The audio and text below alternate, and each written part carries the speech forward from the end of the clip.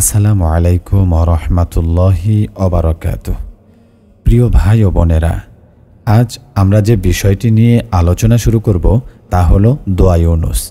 এই দোয়ার মধ্যে রয়েছে আল্লাহর এক মহা রহস্য, রয়েছে এক অদ্ভুত শক্তি যা কেবল আল্লাহই জানেন। কুরআন ও সহিহ হাদিসে বারবার এর মহিমা বর্ণিত হয়েছে।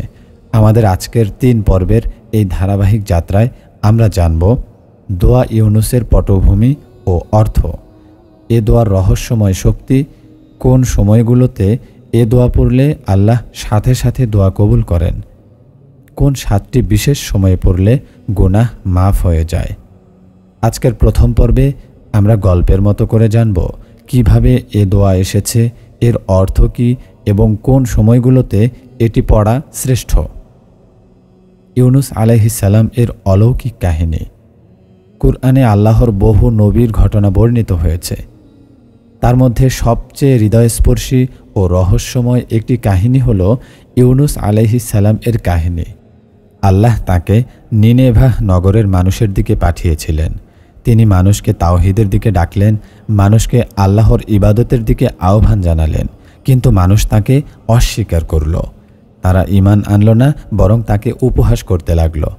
অবশেষে আল্লাহর অনুমতি ছাড়াই ইউনুস আলাইহিস সালাম রাগান্বিত হয়ে সেখান থেকে বেরিয়ে গেলেন।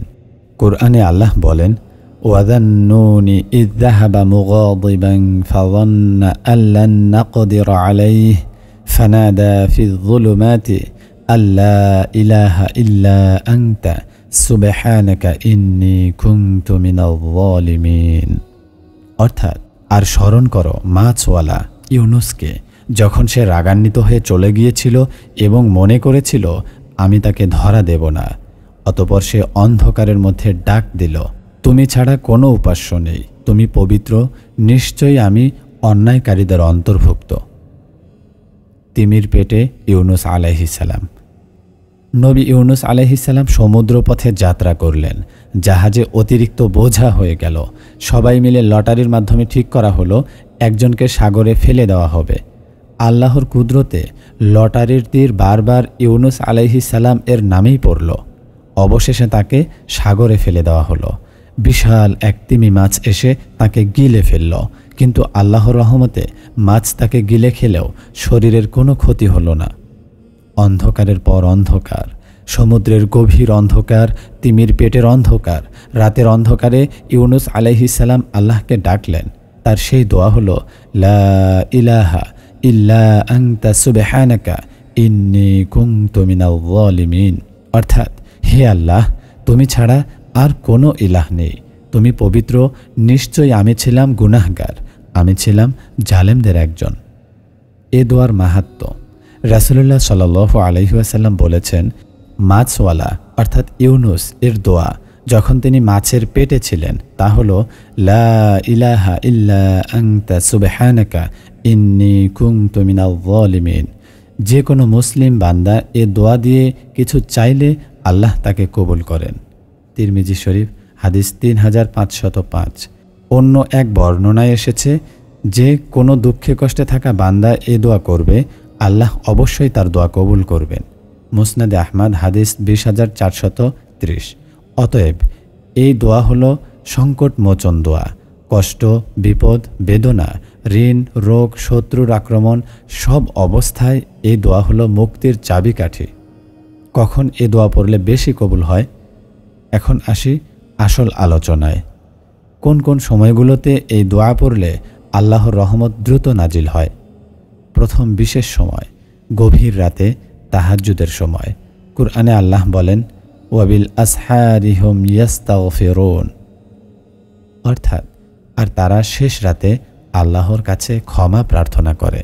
হাদিসে আছে, রাসূলুল্লাহ সাল্লাল্লাহু আলাইহি ওয়াসাল্লাম বলেছেন, প্রতি রাতেই আল্লাহ দুনিয়ার আসমানে অবতরণ করেন রাতের শেষ তৃতীয়াংশে। তখন আল্লাহ বলেন, কে আমাকে ডাকবে, আমি তার ডাকে সাড়া দেব। কে আমার কাছে চাইবে, আমি তাকে দিব। কে ক্ষমা চাইবে, আমি তাকে ক্ষমা করব। সহিহ বুখারী 1145। তাহাজ্জুদের সময় যদি কেউ এই দোয়া ইউনুস পড়ে, লা ইলাহা ইল্লা আনতা সুবহানাকা ইন্নী কুনতু মিনাল যালিমিন, তখন আল্লাহ তাৎক্ষণিকভাবে তার দোয়া কবুল করেন।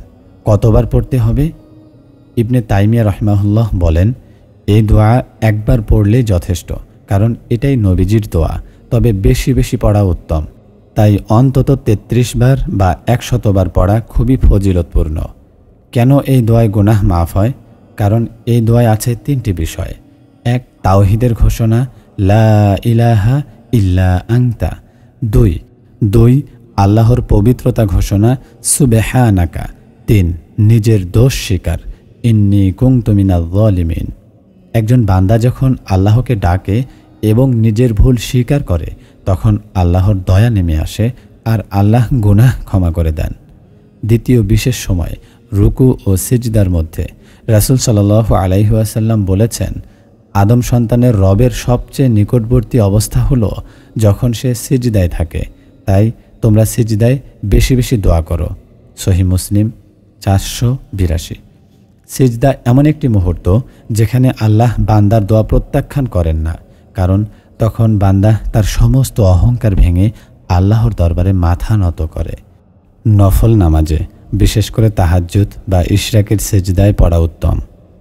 তৃতীয় বিশেষ সময়, আজানের সময় ও আজান শেষে। রাসূল সাল্লাল্লাহু আলাইহি ওয়াসাল্লাম বলেছেন, যখন তোমরা মুয়াজ্জিনকে শুনবে, তখন তোমরা তার কথার মতোই বলবে। তারপর তোমরা আমার উপর দরুদ পাঠ করবে। এরপর আল্লাহর কাছে চাও, কারণ তখনকার দোয়া কবুল হয়।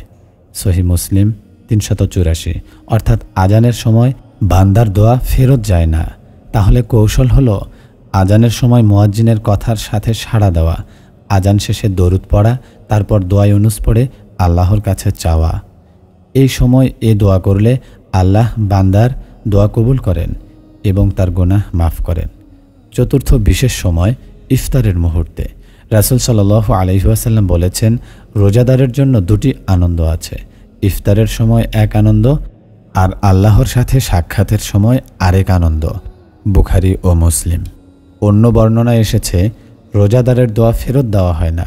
তিরমিজি ৩৫৯৮। অতএব ইফতারের সময় কয়েক মিনিট আগে বা ইফতারের ঠিক মুহূর্তে দোয়া ইউনুস পড়লে আল্লাহ তাৎক্ষণিক কবুল করেন। কতবার পড়া উত্তম? ইফতারের সময় অল্প সময় থাকে, অন্তত ৩ বার দোয়া ইউনুস পড়ে দোয়া করা উত্তম। পঞ্চম বিশেষ সময়, কষ্ট, দুঃখ বা বিপদের সময়। আল্লাহ বলেন, আর যখন বান্দারা সমুদ্রে থাকে এবং ঝড় তাদের ঘিরে ধরে, তখন তারা আল্লাহকে ডাকতে থাকে একনিষ্ঠভাবে। সূরা আনকাবুত আয়াত ৬৫। বিপদ, কষ্ট বা দুঃখের সময় মানুষের অন্তর আল্লাহর দিকে ঝুঁকে যায়।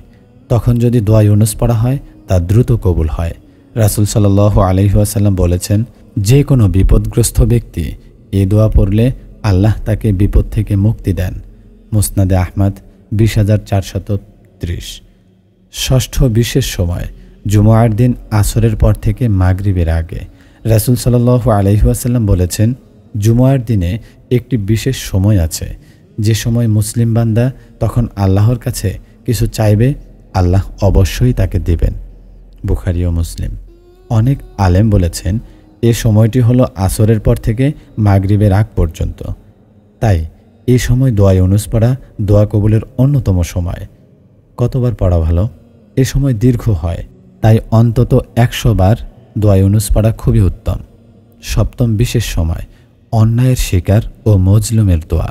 রাসূল সাল্লাল্লাহু আলাইহি ওয়াসাল্লাম বলেছেন, মজলুমের দোয়া থেকে সাবধান হও, কারণ তার দোয়া আরশের উপরে চলে যায়। আল্লাহ বলেন, আমার কসম, আমি অবশ্যই তোমাকে সাহায্য করব, যদিও কিছু সময় পরে। মুসনাদে আহমদ ১২,৫৮২। অন্যায়, জুলুম বা কষ্টে পড়লে যদি দোয়া ইউনুস পড়ে আল্লাহকে ডাকা হয়, লা ইলাহা ইল্লা আনতা সুবহানাকা ইন্নী কুনতু মিনাজ জালিমিন, তাহলে আল্লাহ অবশ্যই সাড়া দেন। কেন এ দোয়া গুনাহ মাফ করে দেয়? দোয়া ইউনুস হলো এমন এক দোয়া যাতে ৩টি মৌলিক বিষয় একসাথে আছে: তাওহীদের ঘোষণা, আল্লাহর পবিত্রতা, নিজের দোষ স্বীকার। আল্লাহ কুরআনে বারবার বলেছেন, যে বান্দা নিজের দোষ স্বীকার করে তাওবা করে, আল্লাহ তাকে ক্ষমা করে দেন। যে ব্যক্তি মন্দ কাজ করল অথবা নিজের প্রতি জুলুম করল, তারপর আল্লাহর কাছে ক্ষমা চাইল, সে আল্লাহকে গাফুর রহিম বা ক্ষমাশীল বা দয়ালু হিসেবে পাবে। সূরা নিসা আয়াত 110। অতএব দোয়া ইউনুস হলো এক প্রকার তাওবার দোয়া। তাই যে বেশি বেশি এই দোয়া পড়বে তার গুনাহ আল্লাহ মাফ করে দেবেন। সাহাবাদের জীবনে দোয়া ইউনুস। সাইদ ইবনে জুবাইর রহমাতুল্লাহি আলাই তিনি বলেন, যে কোনো বিপদে পড়লে আমি দোয়া ইউনুস পড়ি, কখনো আল্লাহ তা কবুল করেননি এমনটি হয়নি। আলী ইবনে আবি তালিব রাদিয়াল্লাহু আনহু তিনি বলেছেন, তোমরা দোয়া ইউনুস শিখে নাও, কারণ এটি দুঃখ দুর্দশা দূর করার দোয়া। হাসান আল বসরি রহমাতুল্লাহি আলাই তিনি বলেন, যে ব্যক্তি আল্লাহর কাছে এ দোয়া পড়বে আল্লাহ তার দোয়া কবুল করবেন। যদি কোনো বিপদে পড়ে সে মুক্তি পাবে। ইবনে তাইমিয়া রহমাতুল্লাহি আলাই বলেন, দোয়া ইউনুস পড়লে শুধু দোয়া কবুল হয় না, বরং বান্দার অন্তর নরম হয়, আল্লাহর দিকে ফিরে আসে। ইমাম কুরতুবী রহমাতুল্লাহি আলাই বলেন, এই দোয়া হলো তাওবার মূল ভিত্তি, কারণ এতে গুনাহ স্বীকার আছে, আর গুনাহ স্বীকার ছাড়া তাওবা পূর্ণ হয় না। দোয়া ইউনুসের নিয়মিত আমল। কখন আমল করা যায়? সকাল সন্ধ্যার জিকিরে, নামাজ শেষে, কষ্টে, রোগে বা বিপদে, রাতে ঘুমানোর আগে। কতবার পড়া ভালো?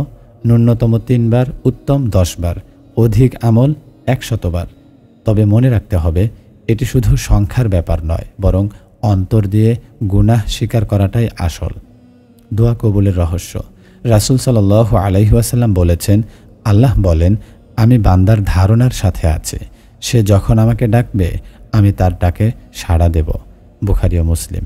অতএব যদি কেউ এই দোয়া পড়ে সত্যিকার অর্থে ভাবে, হে আল্লাহ, আমি ভুল করেছি, আমি গুনাহগার, তুমি ছাড়া আর কেউ নেই, তাহলে অবশ্যই আল্লাহ তার দোয়া কবুল করবেন। গুনাহ মাফের 7টি বিশেষ সময়। সারসংক্ষেপ: 1 তাহাজ্জুদের শেষ রাতে, 2 সিজদার মধ্যে, 3 আজানের সময় ও শেষে, 4 ইফতারের মুহূর্তে, 5 বিপদ বা দুঃখের সময়, 6 জুমআর আসরের পর থেকে মাগরিবের আগে, 7 মজলুমের দোয়ার সময়। এই 7 সময়ে দোয়া ইউনুস পড়লে আল্লাহ শুধু দোয়া কবুলই করেন না, বরং বান্দার গুনাহ মাফ করে দেন। আমাদের জীবনে প্রয়োগ। প্রিয় ভাই ও বোনেরা, আমরা প্রতিদিন অসংখ্য গুনাহ করি, ছোট বড় ভুল, অবাধ্যতা, অবহেলা, কিন্তু আল্লাহর দরবার সব সময় খোলা। আজ থেকে আমাদের প্রতিজ্ঞা হোক, প্রতিদিন অন্তত 100 বার দোয়া ইউনুস পড়ব, প্রতিটি নামাজ শেষে অন্তত 1 বার পড়ব।